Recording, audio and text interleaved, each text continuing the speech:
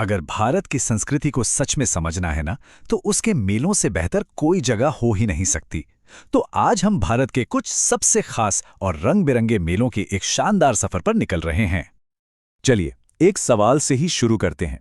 कभी सोचा है, दुनिया का सबसे बड़ा सांस्कृतिक मेला, जहां करोड़ों, जी हां, करोड़ों लोग एक साथ इकट्ठा होते हैं, वो आखिर लगता कहां होगा? इसका जवाब ही हमारी आज की यात्रा का पहला पड़ाव है। तो देखिए आज का हमारा सफर कैसा रहेगा। सबसे पहले हम महाकुंभ की विशाल दुनिया में गोता लगाएंगे, फिर उत्तर भारत के पहाड़ों से लेकर दिल्ली के पर्व देखेंगे। उसके बाद मध्य और पूर्व भारत के कुछ अनूठे उत्सवों की बात करेंगे और फिर दक्षिण पश्चिम की झलकियां लेते हुए ये समझेंगे कि आखिर ये विरासत हमारे लिए इतनी अहम क्यों है। तो चलिए, बात करते हैं कुंभ मेले की। एक ऐसा आयोजन जिसका पैमाना इतना बड़ा, इतना विशाल है कि कहते हैं उसे अंतरिक्ष से भी देखा जा सकता है। ये सिर्फ एक मेला नहीं है, ये वाकई में आस्था का एक महासागर है। अच्छा, ये कुंभ शब्द आया कहाँ से? इसका सीधा सा मतलब होता है घड़ा या कलश, और इसकी कहानी वो जुड़ी है समुद्र मंथन की एक बहुत ही दिलचस्प पौराणिक कथा से, जब देवताओं और असुरों के बीच अमृत के लिए संघर्ष हुआ और उस अमृत कलश से कुछ बूंदें छलककर पृथ्वी पर 4 जगहों पर गिर गईं। और बस यही वो 4 पवित्र स्थान हैं जहां कुंभ का आयोजन होता है। हरिद्वार में गंगा जी के तट पर, उज्जैन में शिप्रा नदी के किनारे, नासिक में गोदावरी के तट पर और प्रयागराज में गंगा, यमुना और सरस्वती के त्रिवेणी संगम पर। ये मेले लगते कैसे हैं, इसका भी एक हिसाब है जो ग्रहों की चाल से तय होता है। हर 6 साल पर अर्धकुंभ होता है और हर 12 साल में जब बृहस्पति और सूर्य एक खास स्थिति में आते हैं, तब होता है पूर्ण कुंभ का आयोजन। ये एक तरह से कह सकते हैं कि एक खगोलीय घड़ी के हिसाब से चलता है।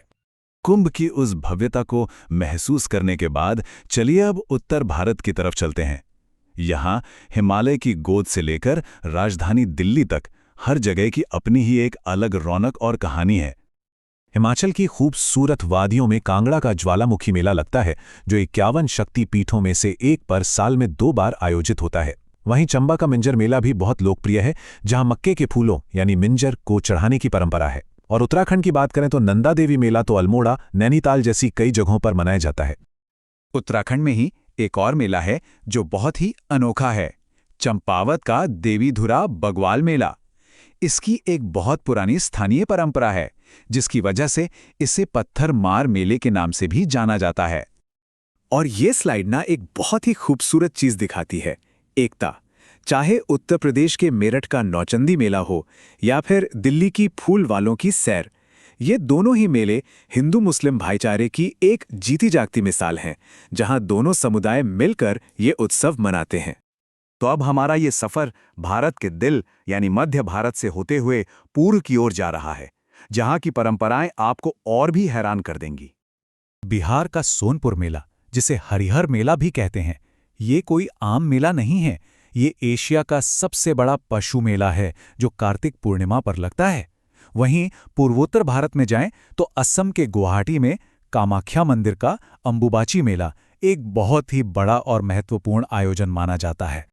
मध्य प्रदेश के छिंदवाड़ा में एक मेला लगता है, गोटमार मेला।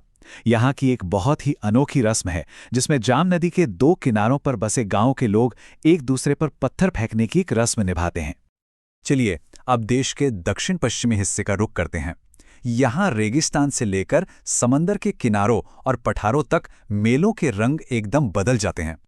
राजस्थान का पुष्कर मेला तो दुनिया भर में मशहूर है, खासकर अपने ऊंटों के लिए। इसे तीर्थों का मामा भी कहते हैं। तो वहीं दूसरी तरफ बीकानेर में कपिल मुनि का मेला है, जहां की शांत शाम में दीपदान का नज़ारा देखने लायक होता है। और फिर केरला चलिए, जहां त्रिशूरपुरम में सजे धजे हाथियों का वो भव्य जुलूस, वाह क्या कहने। और हाँ, एक और बहुत ही महत्वपूर्ण मेला है तेलंगाना का मेडारम जात्रा। ये आदिवासियों का इतना बड़ा जमावड़ा है कि इसे दक्षिण भारत का कुंभ तक कहा जाता है। और ये इतना महत्वपूर्ण है कि यूनेस्को ने भी इसे एक सांस्कृतिक विरासत का दर्जा दिया है। तो इस पूरे सफर के बाद एक सवाल मन में आता है, आखिर ये मेले हैं क्या? क्या ये सिर्फ लोगों की भीड़, बाजार और थोड़ा नाच गाना है, या फिर इसका मतलब कुछ और गहरा है? सच तो ये है कि ये मेले सिर्फ कोई इवेंट्स नहीं हैं, ये तो वो जिंदा धड़कते हुए धागे हैं जो भारत के पूरे सांस्कृतिक ताने बाने को एक साथ जोड़कर रखते हैं। ये हमारी आस्था, हमारी कला, हमारी परंपराओं की एक जीती जागती तस्वीर हैं। तो आखिर में बस यही एक सवाल सोचने पर मजबूर करता है कि ये मेले सिर्फ सदियों से चली आ रही एक परंपरा है, या फिर ये हमारी वो जीवंत सांस्कृतिक पहचान है जिसके साथ हम आज भी जी रहे हैं।